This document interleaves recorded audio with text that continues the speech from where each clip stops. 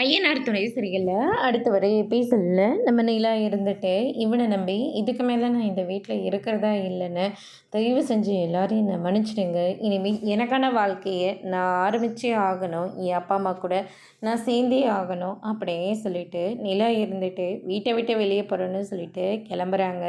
சோழன் இருந்துட்டு நிலாவோட காலில் கூட விழுந்து பார்க்குறாங்க. என்னை மன்னிச்சிடு நிலா, என்னோட சுயநலத்துக்காக உன்னோட வாழ்க்கையை நான் அழிச்சிட்டேன். அதுக்காக உன் மேலே பாசம் இல்லாமல் இல்லை, உன் மேலே நான் உயிரையே வச்சுருக்கேன். தயவு செஞ்சு என்னை புரிஞ்சுக்கோ நிலா. உன்னை எனக்கு ரொம்ப பிடிக்கும்.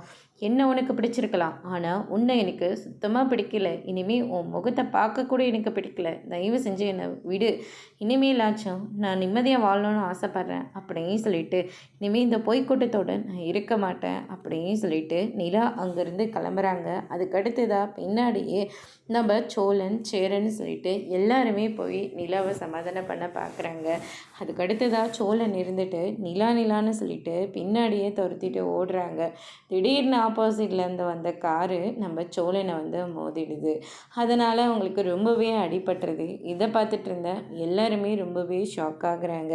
நிலா இருந்துட்டு இதுவும் ஒரு நாடகமாக தான் இருக்கும் அப்படின்னு சொல்லிட்டு நிலா அவங்க பாட்டு கிளம்பி போய்கிட்டே இருக்காங்க.